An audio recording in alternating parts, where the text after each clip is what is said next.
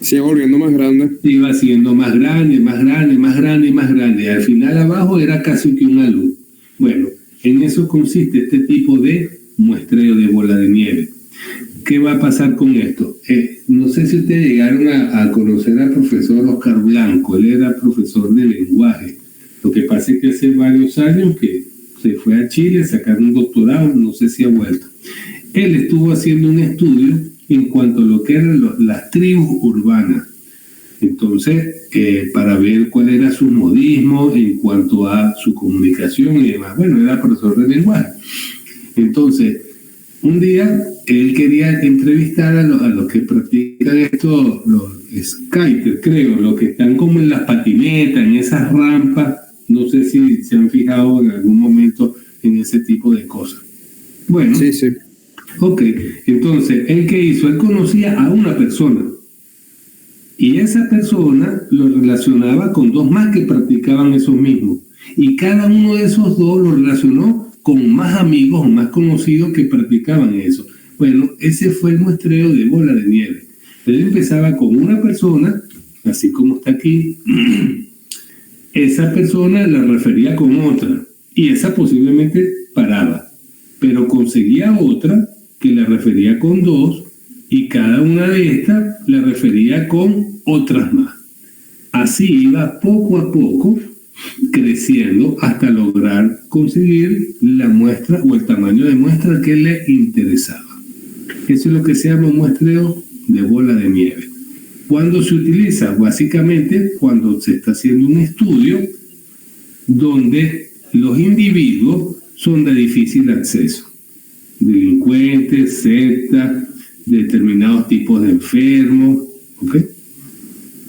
Entonces, ese tipo de personas es complicado de contactar. O, por ejemplo, los emos, las personas, los muchachos, pues cuando tenían esa tendencia de ser muy emocionales, que están todos vestidos de negro y no sé, van llorando por la vida, pálidos como un vampiro, etcétera. Tienen ciertas características. Después estarían, no sé, los que les gustaba mucho andar con gorra de béisbol pero volteada, con pantalones súper anchos que se les caían, escuchando reggaetón todo el tiempo. Esas son patrones distintos. Entonces, si yo quería hacer un estudio en cuanto al comportamiento de esas personas, pues tenía que conocer, aunque sea a un primero de emo, por ejemplo, y ese seguramente me iba a referir a otros más. Entonces, así poco a poco iba creciendo el tamaño de la muestra hasta conseguir la suficientemente grande para el estudio que se quisiera llevar a cabo. ¿Ok? ¿Dudas hasta acá, damas y caballeros? ¿Quedó claro en lo que es el muestreo no aleatorio? ¿Sí? Sí, sí. Ok. Entonces, ahora vamos con el que nos interesa, que sería el muestreo que es aleatorio. Entonces, ¿por qué se dice muestreo aleatorio? Pues básicamente porque es aquel en el cual intervienen procesos de probabilidad conocidos a la hora de seleccionar a los individuos que van a conformar mi muestra. ¿Okay? Entonces, el primero de ellos, el más básico y elemental, es el llamado muestreo aleatorio simple. ¿Por qué? Bueno, porque la muestra ha sido seleccionada de modo que cada elemento del universo tuvo la misma posibilidad o la misma oportunidad de ser elegido. Como si yo agarrara y dijera, bueno, yo tengo aquí un chocolate. Entonces, estamos en el salón de clase, hay 20 estudiantes y yo digo, vamos a hacer papeletas numeradas del 1 al 20. O sea, que cada estudiante le va a corresponder un número único y diferente. Entonces agarramos, metemos las 20 papeletas en una caja, una mano inocente saca un número, el 10. Ah, ¿quién tiene el 10? Entonces sale Andreina, yo tengo el 10. Ah, bueno, usted se ganó el chocolate. Entonces allí todos tenían la misma posibilidad de ser seleccionados. No había discriminación en cuanto al género, no había discriminación en cuanto al índice académico, ni nada de eso. Es un muestreo aleatorio simple, a grosso modo. ¿Está claro la idea? ¿Sí? ¿Ya ese muestreo aleatorio simple? Sí. Ok, entonces, ¿el muestreo cuál sería? Asignamos un número a cada individuo del universo. Obviamente, yo hablé de un salón donde hay 20 personas, pero si yo quisiera hablar en términos, por ejemplo, para una encuesta en cuanto a intención de voto, oye, son 18 millones de personas, ya la cosa no es tan sencilla como simplemente haciendo un número a cada individuo del universo y luego, mediante algún proceso mecánico, algún proceso informático, cualquiera, empezar a seleccionar a los individuos que van a salir. Ahí cambia un poquito, ¿ok? No sé si ustedes se recordarán hace unos cuantos años cuando había el loto. El loto era una máquina donde tenía 25 peloticas numeradas del 1 al 25 y había como un cartón. Entonces había que seleccionar 15 de esas pelotas. Entonces lo ponían en una máquina, eso lo televisaban y metían aire y ese montón de peloticas era flotando ahí, dándose golpe una con otra y de repente paraba y salió una pelotica. Entonces salió el 15, bueno, ok, ya. Salió después el 3 y así sucesivamente. De las 25 pelotas seleccionaban 15. Eso era un muestreo aleatorio simple. ¿Dudas? Es como un sorteo. Es un sorteo, es correcto, donde todos tienen la misma posibilidad. Ok. Ok, entonces, el muestreo aleatorio sistemático. ¿En qué va a consistir ese tipo de muestreo? Ese muestreo es aquel en el cual yo debo seleccionar primero a una unidad, ¿ok? Selecciono un primer individuo y a partir de ese individuo seleccionado de manera aleatoria se le va a aplicar una regla, una fórmula, por llamarlo de una manera, de construcción o de selección de los siguientes individuos que deben de conformar a mi muestra. Entonces, vamos a ilustrarlo con un ejemplo. Yo agarro y enumeré a todos los individuos del universo, así como hice en el caso del muestreo aleatorio simple. Los enumeramos a todos. Solo que ahora, en el sistemático, vamos a dividir el tamaño del universo entre el tamaño de la muestra. U de universo y N pequeña de muestra. Acuérdense de nuestra anotación del trimestre pasado, aquí lo estamos manteniendo. ¿Ok? Entonces, al dividir el tamaño del universo entre el tamaño de la muestra, eso me va a dar un factor K. Ese factor K debe ser un número sin decimales. Por eso es que dice aquí, si K no es entero, se redondea. ¿Ok? Usualmente puede ser el redondeo matemático, ¿ok? Luego, ¿qué hacemos? Luego, aquí dice, se selecciona una unidad primero, en primer lugar. Bueno, se extrae un número cualquiera aleatorio que esté contenido entre quién, entre el número 1 y ese número K que yo hallé previamente, aquí arriba. ¿Bien? ¿Hasta ahí me están entendiendo? Sí, profe. ¿Sí? Ok. Y luego que yo selecciono ese número I entre 1 y K, a partir de este número I, yo le voy sumando K unidades. Entonces aquí vamos a verlo con un ejemplo más tangible, para que no se vuelva un 8 con este I y más K y más 2K y más 3K.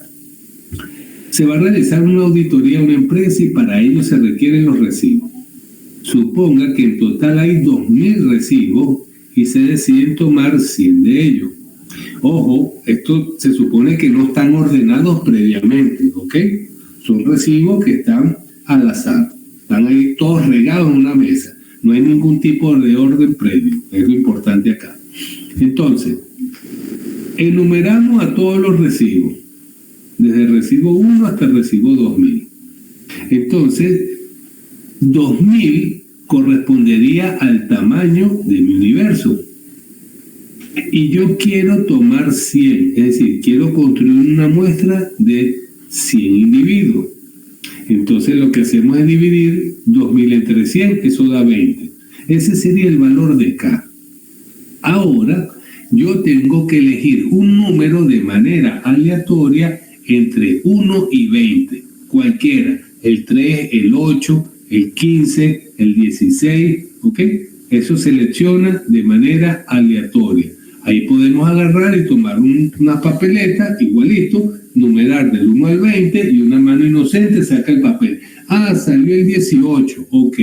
Entonces, el 18 es el primer recibo que yo voy a tomar para llegar a conformar 100. Entonces, busco el recibo que ocupa el puesto 18. Luego, ¿qué otro recibo voy a tomar? A 18 yo le voy a sumar 20. Entonces, voy a buscar el recibo que está en el puesto 38.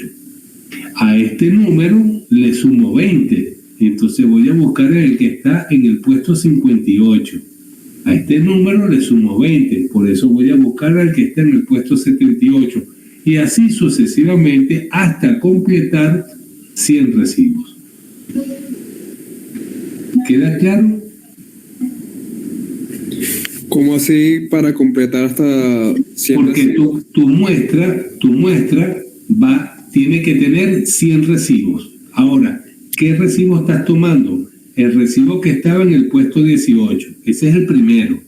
El recibo en el puesto 38, eso es el segundo. El recibo que está en el puesto 58, ese es el tercero.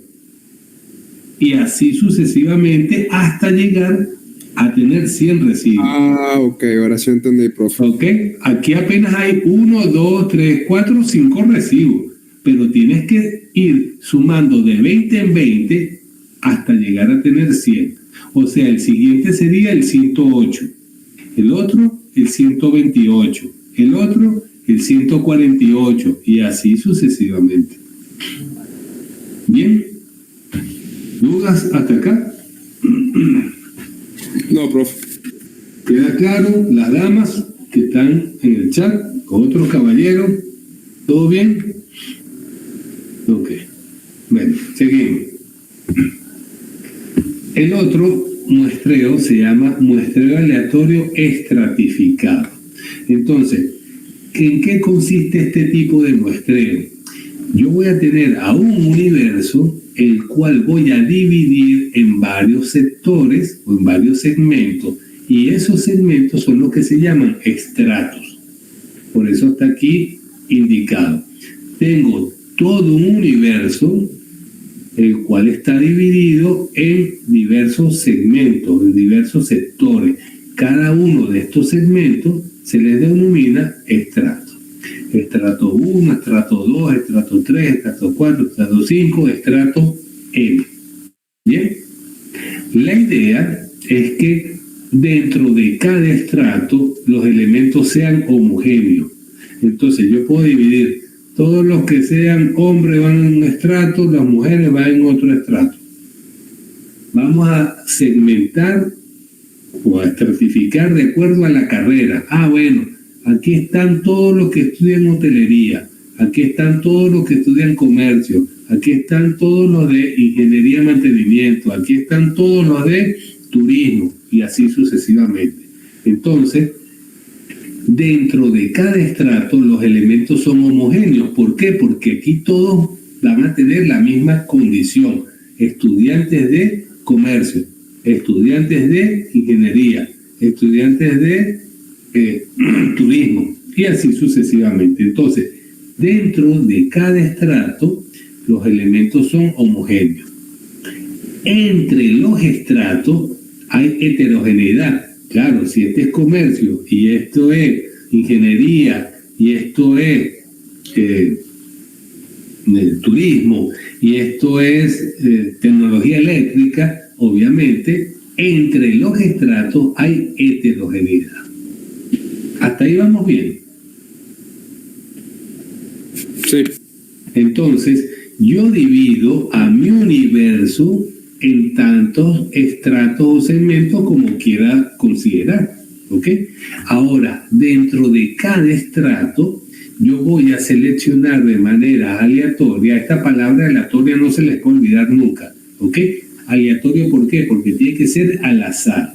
Entonces, de manera aleatoria, vamos a seleccionar aquí a los individuos que van a conformar al final mi muestra estratificada.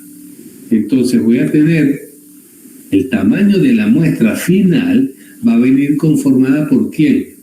Por la sumatoria de los individuos que entraron a conformar la muestra debido al estrato 1, más la cantidad de individuos que van a conformar la muestra que fueron extraídos del estrato 2, más los individuos que fueron extraídos del estrato 3, del estrato 4, y así sucesivamente.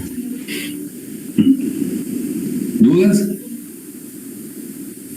Profe, por ejemplo, si en el estrato de ingeniería hay 20 estudiantes y en el de comercio hay 50, ¿cuánto seleccionaría en mi selección aleatoria de cada uno de los estratos? Entonces para eso vamos, muy bien. Entonces allí dependerá de si tú quieres trabajar con un muestreo estratificado proporcional o no proporcional. Ok. Entonces aquí, muy bien, cuando el muestreo aleatorio es estratificado, ¿qué paso vamos a seguir? Lo primero es saber cuál va a ser la base de estratificación, o sea, qué características son las que voy a utilizar yo para dividir a todo ese universo. Voy a tomar en cuenta el género, voy a tomar en cuenta la carrera, voy a tomar en cuenta el índice académico, voy a tomar en cuenta, no sé, la religión, X. Bien, entonces, una vez que yo selecciono cuáles son las características que yo voy a usar para estratificar, fíjense aquí de 1, paso para acá. Debo determinar la cantidad de estratos. Primero digo, ¿cuáles características las tengo que definir? Y de acuerdo a eso defino la cantidad de estratos. ¿Cuáles son las recomendaciones? Que los estratos deben de ser relativamente homogéneos. El número de estratos que no sea muy grande, y si yo digo necesariamente hacer subdivisiones, entonces debo tomar en consideración que la cantidad de estratos debe aumentar. ¿Ok? Una vez que yo tengo claro esto, que estoy en 2, paso acá. Voy a ver de qué tamaño va a ser la muestra por estrato. Es decir, vamos a tomar en consideración cuánto vale N-1, cuánto vale N-2 y cuánto vale N-3, N-4 y así sucesivamente. Y aquí en donde nosotros tenemos si la distribución va a ser proporcional o no va a ser proporcional. Entonces aquí vamos a ver un ejemplo para ver qué es lo que nos puede dictar el sentido común. Bien, dice, supongamos que estamos interesados en estudiar el grado de aceptación que la implantación de la reforma educativa ha tenido entre padres en una determinada provincia. A tal efecto, seleccionamos una muestra de 600 sujetos. Conocemos por los datos del Ministerio que de los 10.000 niños escolarizados en las edades que nos interesan, 6.000 acuden a colegios públicos, 3.000 a colegios privados y 1.000 a colegios semiprivados. Como estamos interesados en que nuestra muestra estén representados todos los tipos de colegios, es decir, los públicos, los privados, los semiprivados, realizamos un muestreo estratificado empleando como variable de estratificación el tipo de centro. Entonces allí tenemos 3 estratos. Los estratos correspondientes al colegio público, el estrato correspondiente al privado y el estrato correspondiente al semiprivado. Entonces, ¿qué va a pasar? Eso es el tipo de afijación, es si vamos a considerar una afijación proporcional o no proporcional, es decir, simple. ¿Qué significa que sea simple? Que estoy tomando en cuenta la misma cantidad de individuos por cada estrato. ¿Ok? Si son 600 niños y estoy considerando 3 estratos, bueno, 600 entre 3 da 200. 200 niños por cada estrato. Sin embargo, y aquí ahora para responder tu pregunta, ¿qué va a pasar acá? Fíjense que tenemos que 6.000 niños acuden a colegios públicos, 3.000 a los privados y 1.000 a los semiprivados. La verdad es que tiene muchísimo peso la cantidad de niños que acuden a colegios públicos con respecto a los privados y mucho más con respecto a los semiprivados. Entonces, el sentido común que nos dicta allí, oye, aquí ¿qué sería más preferible? Tomar en cuenta un tipo de afijación proporcional. Ahora, si la cantidad de estudiantes fuera la misma o aproximadamente la misma, ahí sí pudiéramos utilizar la afijación simple. Entonces, en el caso de lo que me estaba preguntando, si yo tengo una carrera, como por ejemplo, comercio internacional, ¿cuántos estudiantes hay en comercio internacional? Vamos a suponer que ustedes son 14 estudiantes, pero de ingeniería son 2. Entonces allí yo tendría que utilizar una fijación simple o una fijación proporcional. Proporcional. Proporcional, ¿por qué? Porque ustedes son mucho más grandes como curso con respecto a los estudiantes de ingeniería. ¿Sí se entiende? Pues ¿por qué? Esto es más que nada sentido común. ¿Bien? ¿Estamos claros o no estamos claros en lo que estoy diciendo? ¿Sí? Ok. Entonces, ¿qué hacemos nosotros con la fijación proporcional? Bueno, tenemos que determinar cuál va a ser esa constante de proporción para poder reflejar nosotros en la muestra esas características relevantes del universo. Entonces allí, ¿cómo hacemos? Pues simplemente dividimos. ¿Qué vamos a dividir? La cantidad de individuos de colegio público entre el total de individuos.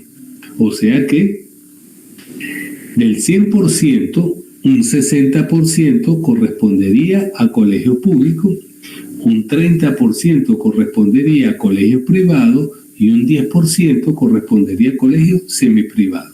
Ahí tenemos el 90% que sería el total de estudiantes, que es decir, de 10.000 personas.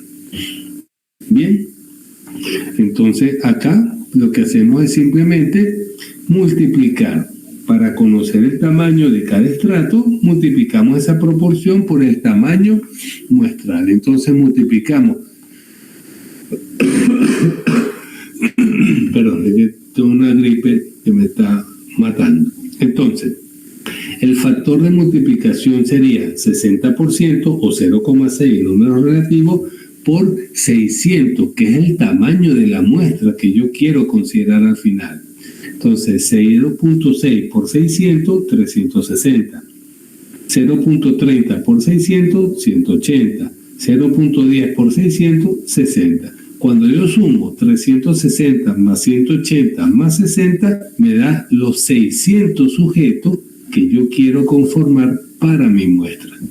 Pero ahora estamos utilizando una fijación proporcional. Obviamente tienen que haber más individuos correspondientes a colegios públicos que correspondientes a colegios semiprivados, tal y como se está reflejando en este caso. ¿Preguntas hasta aquí, muchachos? ¿Se entendió esto? Sí. Ok. Vamos con el último. Sería el muestreo aleatorio por conglomerado. En este caso, ¿qué ocurre? Que yo voy a agarrar y voy a tener, por ejemplo, una ciudad. En esa ciudad yo puedo dividirla por distritos. Por eso aquí les coloqué esto. Aquí tenemos a nuestra bella Caracas y está dividida en distritos. Distrito Libertador, el Cacao, el Sucre, el municipio de Sucre, el municipio de Baruta, el municipio de Latillo. ¿Qué está pasando acá? Cuando hablamos de conglomerado, estamos suponiendo que tenemos subconjuntos del universo que tienen características que son similares entre ellos y donde la diversidad se presenta adentro de ellos. ¿A qué quiero llegar? Bueno, vamos a suponer que vamos a estratificar por clase social, ¿vale? Entonces, en el municipio Libertador hay gente con clase social A, hay clase social B, hay clase social C, D, G y F. Pero en Chacao también hay clase social A, hay clase social B y así sucesivamente. Y en Sucre también. Entonces, ¿qué me está indicando a mí esto? Que cada uno de estos municipios en realidad son muy similares entre ellos. ¿Por qué? Porque en cada uno de estos está presente la misma estrato social, la misma, hay A, hay B, hay C y hay D.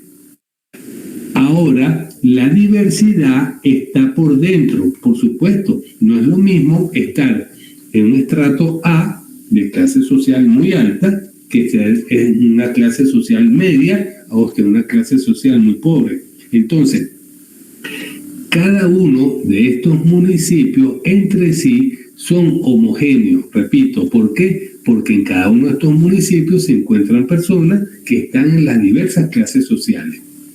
Y la heterogeneidad se presenta dentro de cada municipio.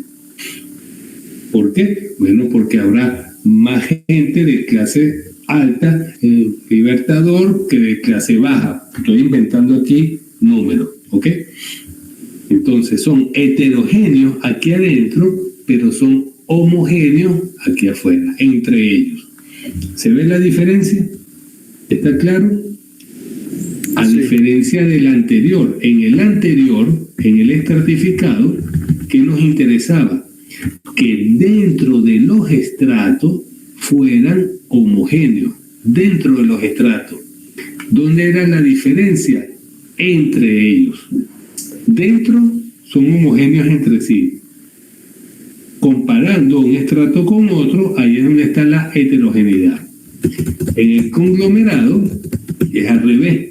En el conglomerado vemos que este conglomerado, Libertador, es muy semejante a Chacao, es muy semejante a Sucre. ¿Por qué? Porque en cada uno de ellos está la misma clase social alta, baja, media y baja. En todos hay. Ahora, la heterogeneidad se encuentra dentro del municipio. No hay ningún municipio que me diga, aquí los habitantes de este municipio son todos únicos y exclusivamente de clase social alta. No, no hay ninguno. En cada municipio hay clase social alta, baja y media. ¿Dudas? ¿Preguntas?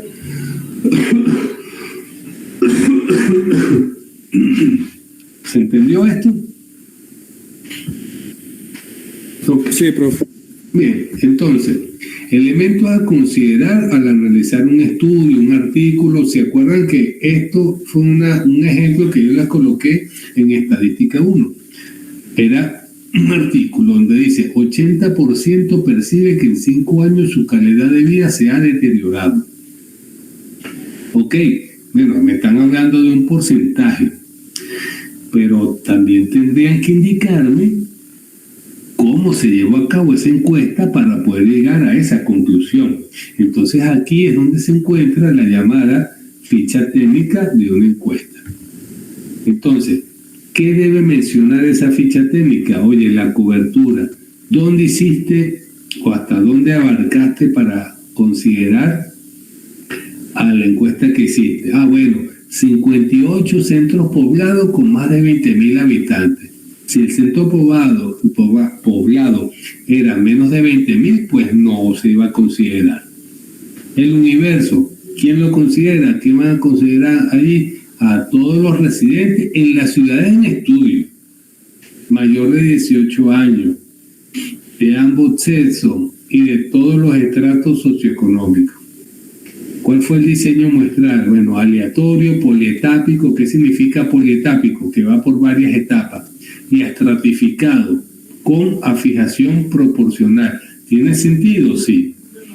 Porque nada más por la parte de estrato socioeconómico, no todos los estratos socioeconómicos tienen la misma cantidad de individuos, eso es seguro. El estrato socioeconómico A tiene muchísimo menos individuos que un estrato socioeconómico F. ¿Sí está claro lo que estoy diciendo? ¿Vamos bien? Sí. Ok, sí. Y luego, ¿cómo seleccionaron a los entrevistados? Bueno, fueron a las hogares, fueron a las casas, viendo que cumplieran cada individuo con las características que se están pidiendo acá. el sexo, la edad, que pueda votar, que esté inscrito en el Instituto Nacional de Estadística, etc. ¿De qué tamaño fue la muestra? ¿De cuántos consideraron? 1.200 casos efectivos, porque seguramente consideraron a más personas que no respondían. Eso también es válido. Error estadístico en la muestra, más o menos un 2,89% para un nivel de confianza del 95,5%. Esto, el nivel de confianza, lo vamos a ver más adelante. Eso es parte de la materia. ¿Cómo se llevó a cabo la supervisión de esa encuesta? Bueno, el supervisor estuvo un 40% en el campo y todo el tiempo después en oficina. Fecha de donde se realizó el trabajo de campo, del 29 de abril al 15 de mayo. Esto es un ejemplo de qué debemos saber nosotros o qué está detrás de resultados como estos. Porque los análisis se hacen en base a datos que se han recogido y que se han procesado. Pero si los datos están mal recogidos, están mal procesados, entonces ¿qué va a pasar con esta conclusión? Que no va a servir absolutamente para nada. ¿Ok? Dudas, inquietudes, preguntas, lanzando fechas, ¿se entendió lo que dije? ¿Vamos claros? ¿Hace falta repetir algo? ¿O no? No, profe. Ok. Entonces, ahora vamos a empezar, ahora sí, ya dejamos la primera parte que es netamente teórica. Ahora vamos a meternos ya con un poquito más de práctica. Vamos a ver lo que se define como distribución muestral. ¿Qué es una distribución muestral? Una distribución muestral no es más que tomar en cuenta a una lista donde van a estar todos los posibles valores de un estadígrafo y la probabilidad asociada a cada valor. Eso nos les recuerda un poquito a lo que vimos en distribución muestral para variables discretas. En la distribución muestral para variables discretas teníamos por un lado los posibles resultados del experimento aleatorio y por el otro lado la probabilidad asociada a esos resultados. Entonces aquí en la distribución muestral va a ser algo parecido. Voy a tomar en cuenta una lista, una tablita en la cual voy a tener por un lado los posibles valores del estadígrafo con el cual yo esté trabajando. Ese estadígrafo puede ser o la media de la muestra o la proporción en la muestra. Estos son los dos estadígrafos con los cuales vamos a trabajar por los momentos. Media de la muestra y la proporción en la muestra. Esos son los estadígrafos. Y la probabilidad asociada a cada uno de esos valores que puede tomar este estadígrafo. ¿Vamos bien? ¿Sí? ¿Estamos claros? Sí, profe. Ok, entonces, vamos a meternos primero con la distribución muestral de media. Si este concepto lo entienden, el de la proporción va a ser algo básicamente igual, ¿ok? Va a ser el mismo concepto. Entonces, vamos a verlo con un ejemplo. Suponga que se tienen estos datos que están aquí. Tenemos 4 números y estos 4 números me van a constituir a mi población, ¿ok? Este es mi universo, el total de elementos son estos 4 números. Como yo tengo a todo el universo, entonces cuando calculo la media de estos valores, ¿cómo se calcula? Bueno, sumamos 1 más 3 más 5 más 7 y dividimos entre 4. Ese resultado da 4. Pero como estamos refiriéndonos a los datos poblacionales, entonces la media es una media poblacional. Y la desviación típica, bueno, como aquí está elevado al cuadrado, es la varianza poblacional es 5. ¿Se recuerdan cómo calcular la varianza? La varianza se definía como la diferencia que había entre cada elemento con respecto a la media elevada al cuadrado. Entonces, 1 menos 4 al cuadrado, más 3 menos 4 al cuadrado, más 5 menos 4 al cuadrado, más 7 menos 4 al cuadrado, y eso iba dividido entre n menos 1. En este caso, 4 menos 1 daría 3. Entonces, después de hacer esa operación, ese resultado da 5. No sé si se están asustando ahorita porque no se están acordando de qué era la media, cómo calcular la media. Entonces, sería importante que se echaran un repasito en cuanto a lo que esos conceptos, que era la media poblacional, la proporción poblacional, la varianza poblacional, porque para los cálculos asumo que ya se acuerdan cómo hacerlo en Excel, ¿ok? Esa fue la idea del trimestre pasado.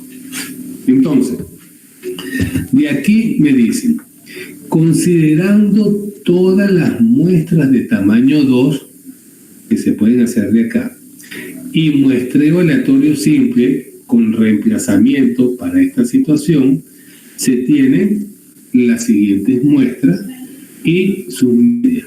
Entonces, como permite la reposición, yo de aquí voy a sacar 2 elementos. Entonces, el elemento 1, 1, 1, 3, 1, 5, 1, 7, están aquí, son válidos. El 3 con el 1, el 3 con el 3, el 3 con el 5, el 3 con el 7. Entonces, de acá, todas las posibilidades que se me pueden generar tomando en cuenta 2 elementos donde se permite el reemplazo, ¿ok?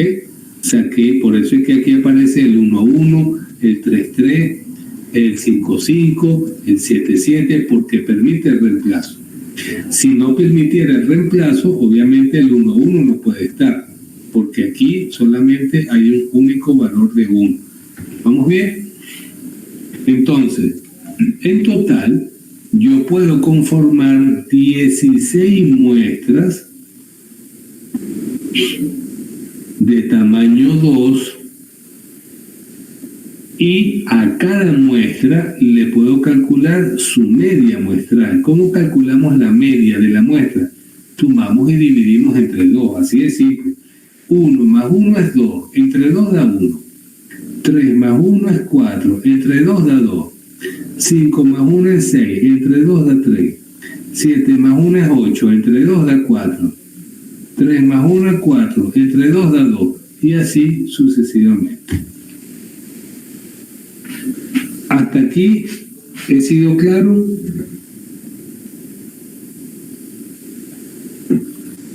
No están perdidos, no, todos lo tienen bien encauzado. Ok, entonces, ¿qué va a pasar acá? La distribución muestral de media, fíjense que aquí está resaltado media. ¿Por qué? Porque la distribución muestral, como definición, me la están dando en base a un estadígrafo. Solo que el estadígrafo, en este caso, es la media de la muestra. Puede haber sido la proporción en la muestra, pero ese es otro caso que vamos a ver más adelante. Entonces, la distribución muestral de media, ¿qué va a ser? Acuérdense que la distribución muestral, una lista de todos los valores posibles de un estadígrafo, en este caso la media, y la probabilidad asociada a cada valor. Entonces, ¿cuáles son los posibles valores que puede obtener el estadígrafo? ¿Cuáles son los posibles valores que puede obtener? El 1, el 2, el 3, el 4, el 5, el 6